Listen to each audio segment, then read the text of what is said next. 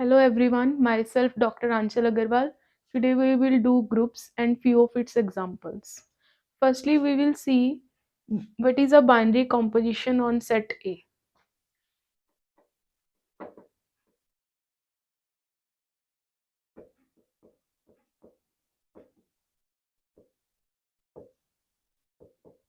It is a function from Cartesian product of A to A.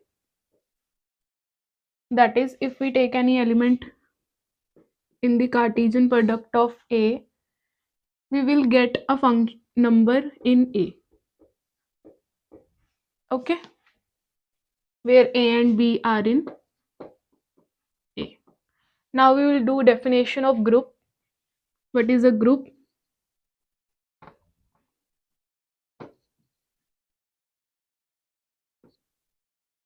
Group is a set G with star, where star is a binary composition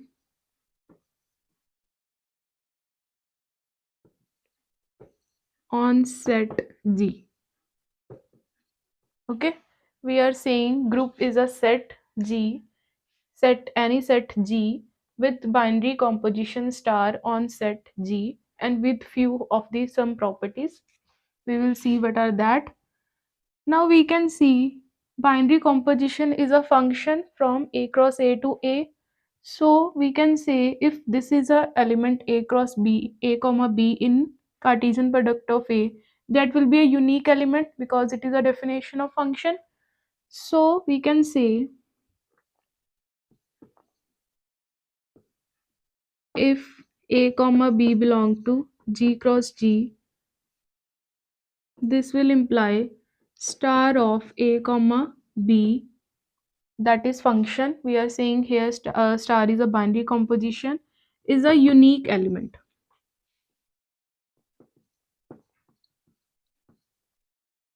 in G,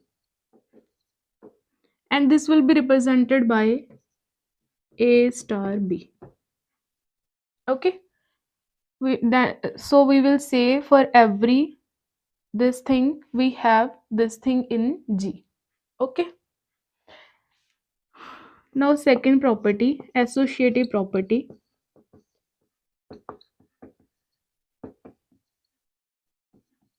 which says for every A B C in group G we should have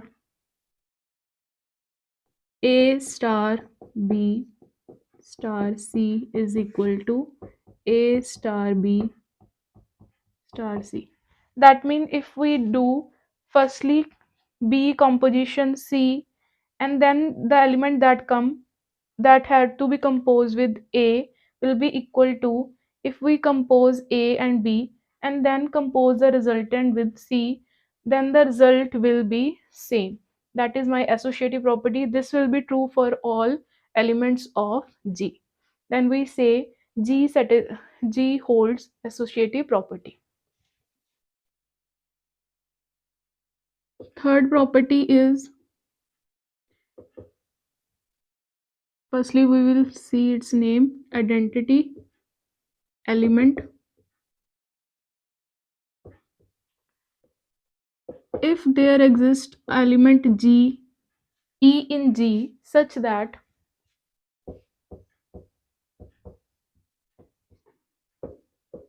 A star E is equal to E star A is equal to A, then we say this is my identity element if this is hold for all A in G. Okay, we are saying identity element is what? If there exists element E in G such that A star E and E star A will be A for all element of G, then we say this is my identity element. Okay, now fourth property is inverse property.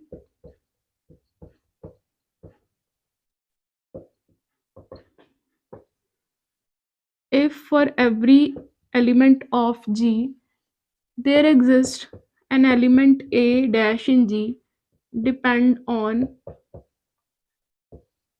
A such that A star A dash is equal to A dash A star is equal to E, where E is my identity element, then we say A dash is called inverse of A. Okay, we will do its example, then it will be more clear. Firstly, do its definition, then we do its examples. Is this clear? A dash is called inverse of A. So group is a set G with this binary composition star and B with these properties. First, second property is associative property. Third property is identity element. Fourth property is inverse element. Okay. Then if a set hold these things, then we say this is a group. Okay. And we have seen here for every element in Cartesian product of G, this is a unique element in G. So this will be called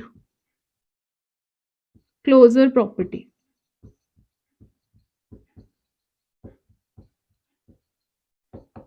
Done? So we have done the definition of group. Now we will see if A and B belong to group G. If now we have taken two elements in group G.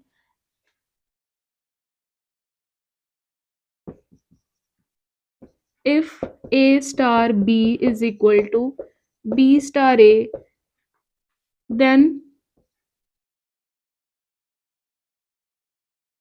G is called an abelian group or commutative group.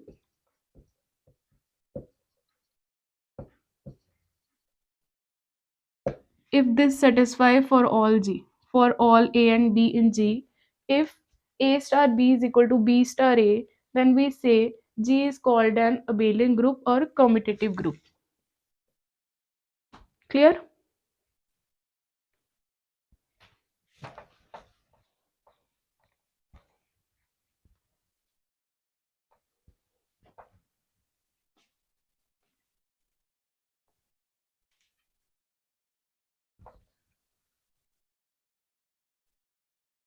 Now we see few of its examples.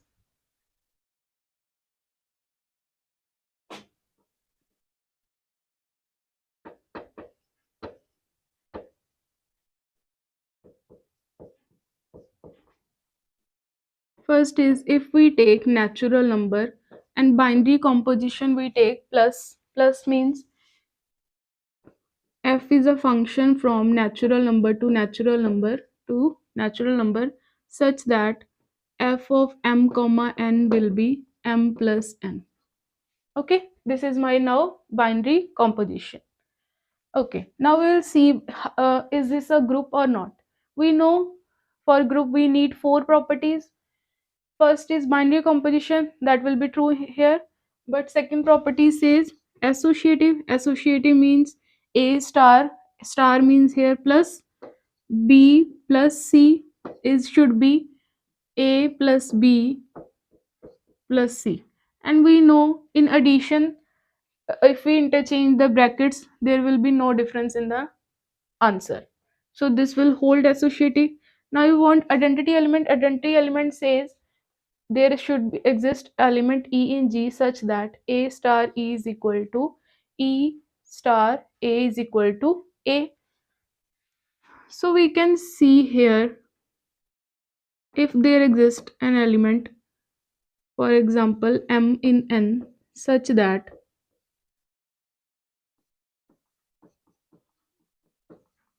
this should be N for all N in N. Is this, can we get a number M in N natural number such that this will hold? We can clearly see if 0 belong to this natural number, this group, this set, then we say this will hold. But 0 doesn't belong to this set, So natural number under addition will not form a group because there is no identity element. But if we take whole numbers, that is natural number union 0 with addition composition, this is my whole numbers, then we can say clearly here this will hold, this will hold, and this will also hold because 0 here belong, 0 is also element of this set W. Okay, so these three properties hold. Now we'll see fourth property. Fourth property says inverse element. Inverse element says if there exist, if for all G, for all A in N, there exists A dash in N such that A plus A dash is equal to A dash plus A is equal to 0. We want this thing. So we know if, for example, 1 belong to natural number, we want element A such that this should be this thing. This will imply A is, should be minus 1. Minus 1 doesn't belong to natural number. So we say inverse of element does not exist in this set. So this is not a group. Clear? Okay. Now we'll see third example. If we take whole number, now here we have taken whole number, now we'll take integers. Set of integers with addition composition. Okay. Now we can easily see this property will hold true binary composition because we know sum of sum of two integer is also integer. Second property associative will also hold. Third property identity element here will be 0 because n plus 0 is equal to 0 plus n is equal to n for all n integer. So 0 will be our identity element.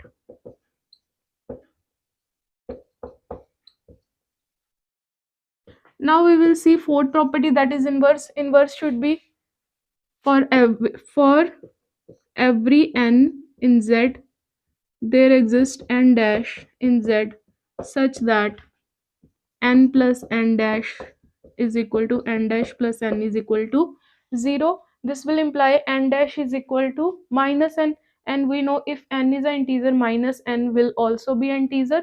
So inverse of each number, each integer exists, that is if n is integer, minus n will be its inverse. So we can say inverse also exists. So this form a group. Now we'll see, is this a abelian group or not?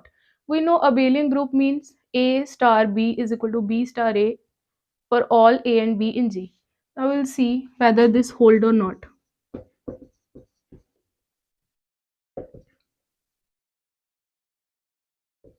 For abelian group we need, for every n and m in integer, we should have n plus 1 is equal to m plus n, and we know this property in integer, this will hold true. So this is my abelian group.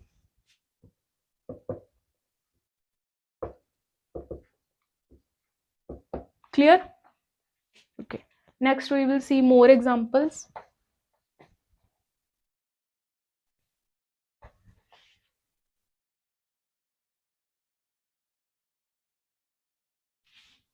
Now we will see integers with composition product, whether this will be a group or not. Integers with product. If composition is product, that is A into B. Okay, first property is if A and B belong to integers, then A dot B will also be integer. It is easy to see. Okay, second property. Second is associative property, and we can easily see this will be true for all A, B, C in integers. Third property is identity element. Identity element will be there should exist element B in the integers such that under product A dot B is equal to B dot A is equal to A. We want this thing, so we can easily see B should be 1. Then this will satisfy. This will imply B is equal to 1. So, and 1 belong to integer. So done. Identity is my 1. This is identity. Okay, now we will see inverse of the element. If we take here 2 belong to, we know Z. So we want A belong to Z such that 2 into A is equal to A into 2 should be 1, because identity is 1. This will imply A should be half, but A doesn't belong to Z. So inverse of element of Z under multiplication does not exist. So we'll say this is not a group. Clear? Now we will see Q under multiplication. Okay. Firstly, first property is product of two rational numbers. Rational number, product of product of two rational number, also a rational number. So closure property holds. Second property is associative property, that we easily can see. Third property is identity. Identity, for identity we take, for we know if one belong to Q, and for every rational number this will hold true. So 1 is a identity of Q under rational numbers. Third is inverse element. If we take here 0, 0 belong to, we know, rational. So for inverse we want A in Q such that 0 into A should be A into 0 is equal to 1, because 1 is the identity element but A is not defined, because there will not any A such that this thing will hold true, because we know 0 into A is always 0 and A into 0 is always 0. So that this is not a defined thing. So we will say no A will exist. So 0 has no inverse in Q under product. Okay. So this is not a group. But if we take here any non-zero element, for example, A is non-zero, belong to rational number Q, then what will be its inverse? Then inverse of A is 1 by A. Fine, because A into 1 by A is equal to 1 by A. This will be 1. So this hold for every non-zero rational number. So we can say if we take this set Q except 0 under product, this will be a group, and this will be a abelian group, because if we take two rational number m and n, then m into n will be n into m. Clear? This is a abelian group. Okay.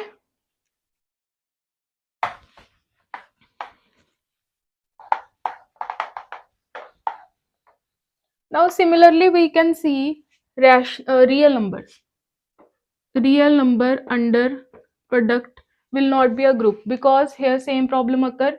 Inverse of 0 will not be exist. But if we take is not a group,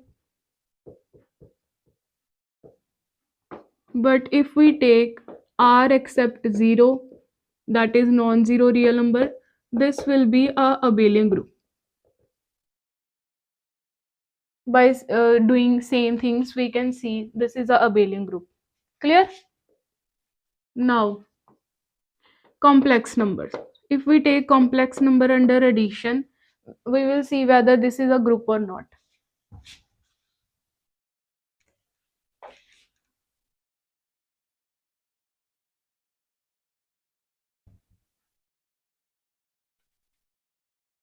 Now we know any complex number is of this form, where A and B are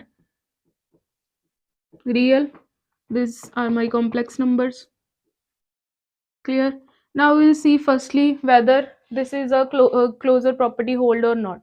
We can see it clearly if we take any two complex numbers with addition composition.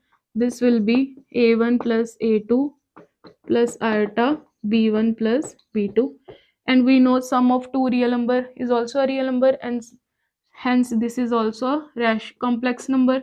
So here closure property will hold true. Second property is associative property. That is also true because in real associative property hold true. See it is in, we can see it clearly here.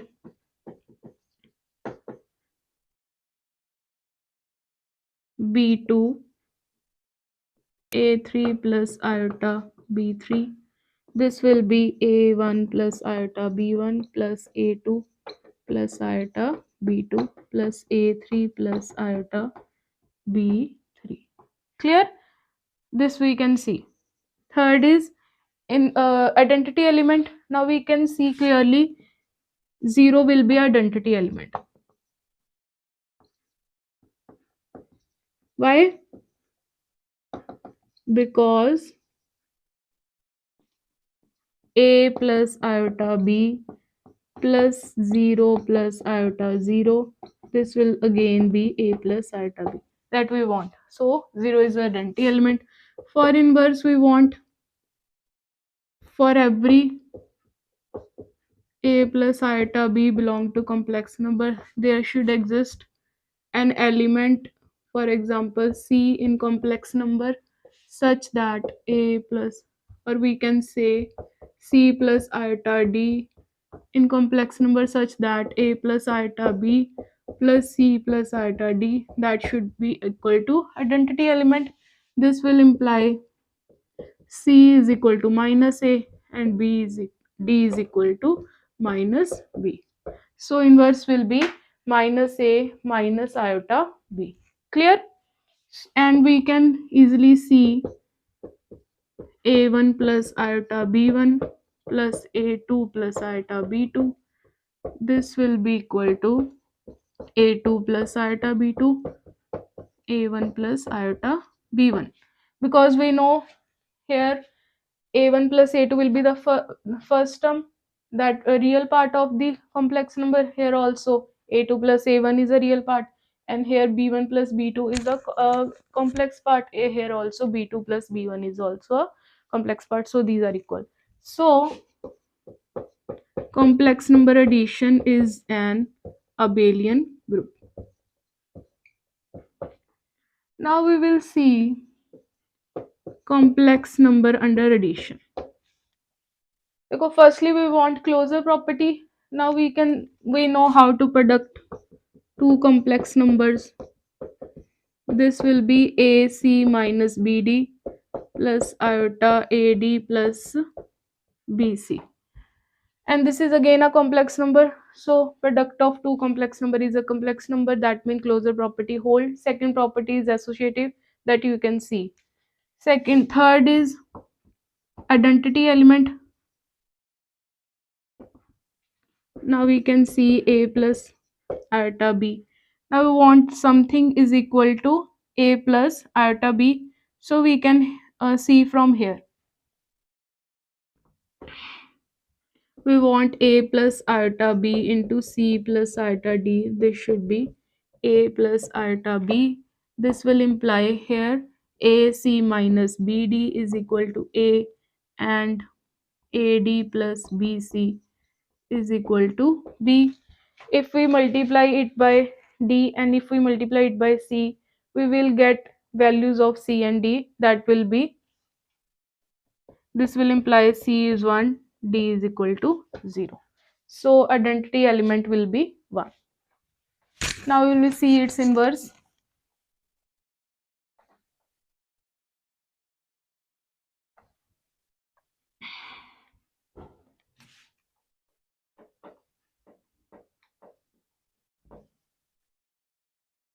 Now we can similarly see here, like in real number, in rational number, we have seen inverse of 0 does not exist, because we want 0 into a plus iota b is equal to, this should be identity, that is 1, which is not possible.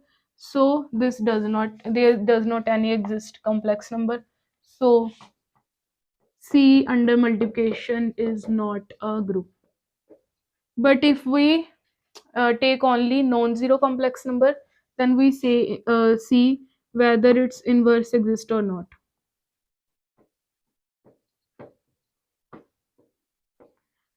Is an abelian group because we have seen all the properties here. We will see now whether non-zero complex number has inverse or not. If we take let a and a plus iota b, then we want, then there exists c plus iota b such that a plus iota b into c plus iota d, this should be 1. That means AC is 1 and, okay, sorry. That means AC minus BD should be 1 and AD plus BC should be 0. If we multiply it by D and it by C, we will get ADC minus BD square is equal to D. ADC plus BC square is equal to 0. This will imply,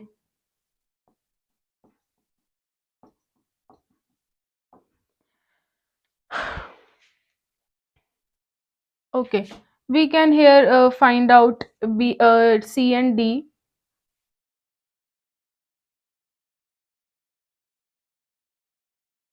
Okay, do one thing, multiply it by C and multiply it by D. We will get AC square minus BDC is equal to C. AD square minus plus BDC is equal to D.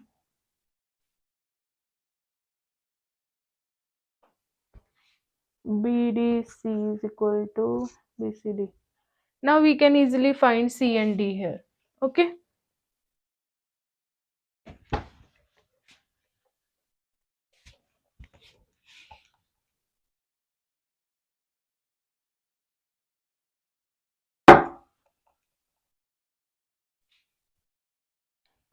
Now we will see whether it is a abelian or not. For abelian, we want this should be C plus iota D is equal to A plus iota B. We can easily see AC minus BD plus iota AD plus BC. This should be equal to CA plus minus BD plus iota BC plus AD. Clearly these are equal, so it is a abelian group. So C except 0 is an abelian group. Okay, now we'll see one more example of group Q8. Here elements are plus minus 1 plus minus iota plus minus j plus minus k, which satisfies these properties. Iota j is equal to k, iota j k minus kj is equal to I, iota k ki is equal to j. Okay, now we can easily see here ij. Okay, firstly we will see whether this is a closure property hold or not. We can easily see iota square and j square is equal to k square is equal to minus 1 belong to this, so it is a element of Q8. And here we can also see ij is equal to k, ji is equal to, so closure property will hold true here. We can easily see from the given things. Now we will see associative property. Associative property also hold true here. Okay. Like in complex number we have seen, we can see here also associative property hold true. Third property is my identity element. Now we can see here one is identity element because if we multiply it by any element we will get the same element. So 1 is identity element. Next is inverse element. Inverse element is important. Now we will find inverse of I. Firstly, I. Inverse of I. For inverse of I, we want there exists a element in Q8 such that I into A is equal to A into I is equal to 1, and we can see I square is equal to minus 1, so to power 4 will be 1. So, or we can say I into, okay, I into minus I will be minus I into I is equal to 1. So I square is minus 1. So minus I square will be 1. So minus I is the inverse